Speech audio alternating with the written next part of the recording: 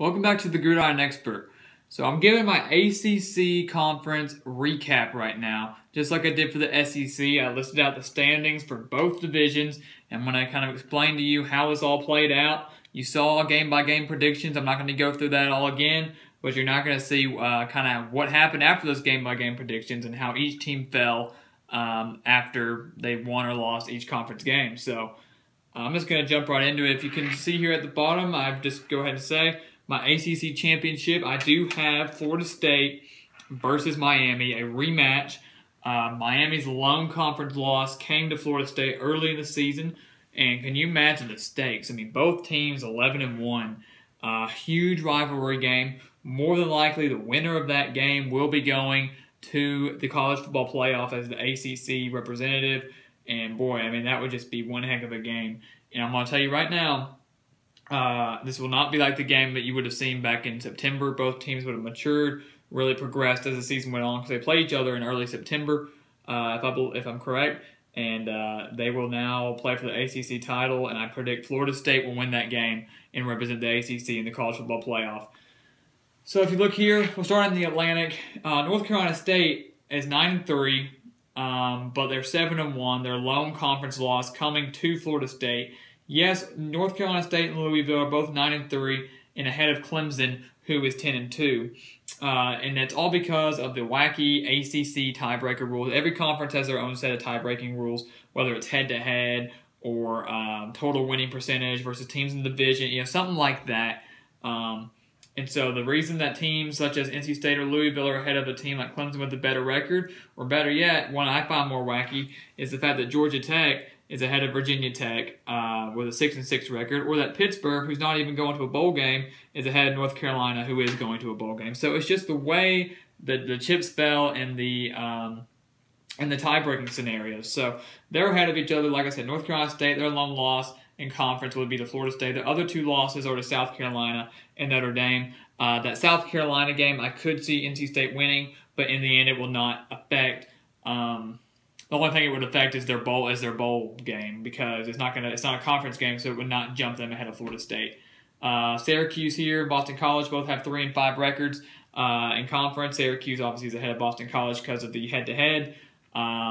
Two teams that I was obviously not too high on in my predictions, but also not one of my most confident predictions for both are Wake Forest and Virginia. I see Wake Forest going anywhere from 2-10 to 4-8, and Virginia anywhere from maybe 2-10 to 5-7. But I would probably say the same for Virginia, between 2-10 and 4-8.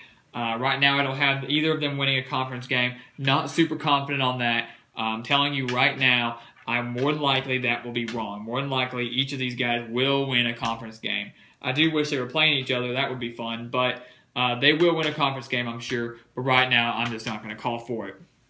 Up here, Miami obviously ran away with the Coastal. Closest team was Virginia Tech, 7-5.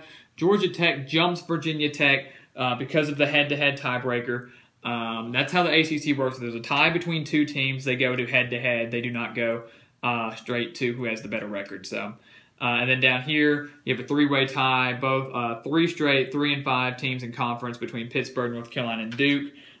Pittsburgh won both games over North Carolina and Duke. That's why they are ahead of them. But in the end, North Carolina would be the team to go to a bowl game because they are 6-6. So I love looking at this when I'm done with my predictions and looking at the way the conference kind of falls in the end, because you do have your two runaway favorites between Florida State and Miami, but then everything else that goes down below it is so interesting because Clemson more than likely will probably go to a New Year's Six Bowl or a very good high bowl game with a 10-2 record, but I have them finishing 4th in the Atlantic Division. So it's just kind of odd how that all falls. I could be screwing this up, personally. I could be screwing up the tie-breaking scenarios. They're all very complex. That's why the league handles all that. But I feel like this is probably right, the way I ordered these teams. And I feel confident about most of these predictions. Some of them not so much, but most of them I do. So it's very interesting. The Coastal Division is really just so weird, how Georgia Tech's ahead of Virginia Tech, even though they don't have as good of a record, how Pittsburgh is ahead of North Carolina with not as good as a record. So it's very interesting to see how things play out. That's why I really do love college football, because anything can happen. and anything can happen in these standings based on tiebreaker scenarios. So it's so much fun to watch. But in the end, what matters most is the ACC championship, and I do have Florida State playing Miami in a rematch, and that game is going to be super exciting to watch. And the winner will go to the college football playoff more than likely, and I have that down as Florida State right now, advancing to the college football playoff with a win over Miami in the ACC championship game. So please stay tuned on the Gridiron Expert. Please like, comment, and subscribe. We are moving forward with our Power 5 conference predictions. We're either doing the Big 12, the Pac-12, or the Big 10 next, so please stay tuned.